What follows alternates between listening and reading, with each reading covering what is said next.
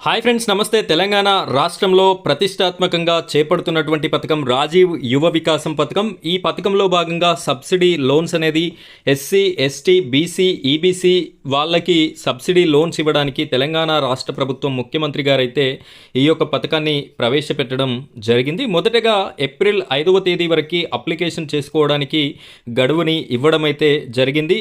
Time సరిపోలేదు అనే ఉద్దేశంతో మరొకసారి ఏప్రిల్ 14 వరకు అంటే ఈ రోజు వరకు ఈ యొక్క అవకాశాన్ని పొడిగిస్తూ మనకైతే ఛాన్స్ ఇవ్వడం జరిగింది.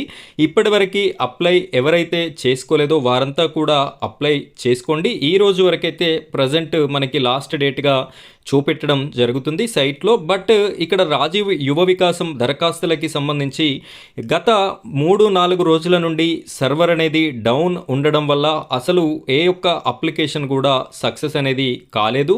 చాలామంది అప్లికేషన్స్ అనేది వెయిట్ చేస్తూ ఫెయిల్ అవుతూ అయితే ఉన్నాయి. ఈ సైట్ రీచ్ కావట్లేదు అని చెప్పేసి కూడా మనకైతే కనిపించడం జరిగింది.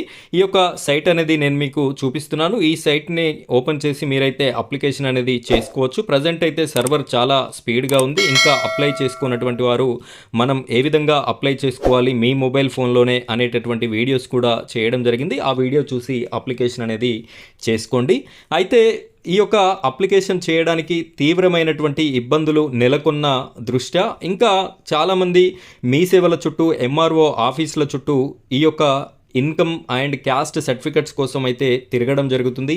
వీరి యొక్క డేటా అంతా గవర్నమెంట్ దగ్గర ఉంది. ఎంఆర్ఓ ఆఫీస్కి వెళ్ళినటువంటి వాళ్ళ యొక్క లెక్కలన్నీ కూడా అక్కడ ఉన్నాయి. కాబట్టి ఈ యొక్క రద్దీ దృష్ట్యా ఇంకా అప్లై చేసుకునేటటువంటి వారు చాలామంది మిగిలి ఉన్నారు అని చెప్పేసి ఈ యొక్క రాజీవ్ యువ వికాసం పథకాన్ని అయితే పొడిగించేటటువంటి అవకాశం 24వ తారీఖు వరకు పొడిగించేటటువంటి అవకాశం అయితే మనకి కనిపిస్తుంది అని చెప్పేసి ప్రముఖ దినపత్రికలు కూడా ప్రచురించడం అయితే జరిగింది.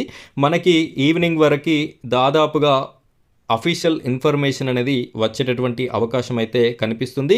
ఎందుకైనా మంచిది, అన్ని రెడీగా ఉన్నటువంటి వారైతే ఈరోజే అప్లై చేసుకోండి. ఒకవేళ డేట్ ఎక్స్టెండ్ అవుతే నేను మీకు ఇన్ఫర్మేషన్ అనేది మరొక వీడియో రూపంలో ఇవ్వడం జరుగుతుంది.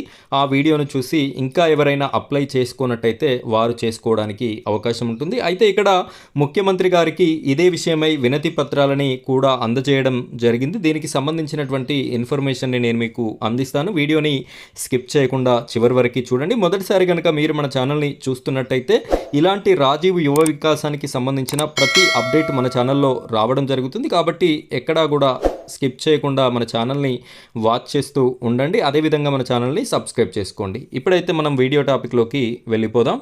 ఇక్కడ మనం ఒకసారి ప్రముఖ వార్తాపత్రికని చూసినట్టయితే నిరుద్యోగులకి ఉపాధి అవకాశాలు కల్పించే రాజీవ్ యువ వికాసం గడువుని మరో 10 రోజుల పాటు పొడిగించాలని ముఖ్యమంత్రి రేవంత్ రెడ్డికి national students union of India ఆ రాష్ట్ర అధ్యక్షుడు ఎడవల్లి వెంకటస్వామి విజ్ఞప్తి చేశారు. ఈ మేరకు వినతి పత్రాన్ని సీఎం కార్యాలయంలో సమర్పించారు. రాజీవ్ యువ వికాసం గడువు ఈ నెల 14తో ముగుస్తోందని, ఈ పథకానికి నిరుద్యోగుల నుంచి విశేష ఆదరణ వస్తుందని, ఇంకా చాలామంది దరఖాస్తులు చేసుకోలేదని, అందువల్ల గడువు పొడిగించాలని కోరారు. ఒక విప్లవాత్మక కార్యక్రమాన్ని ప్రారంభించినందుకు సీఎంకి కృతజ్ఞతలు తెలియజేశారు. అదేవిధంగా రాజీవ్ యువ వికాసం గడువు పెంచే విధంగా సీఎంకు సూచించాలని అభ్యర్థిస్తూ టీపీసీసీ అధ్యక్షుడు బి మహేష్ కుమార్ గౌడ్కి కూడా మరొక వినతి పత్రం సమర్పించారు.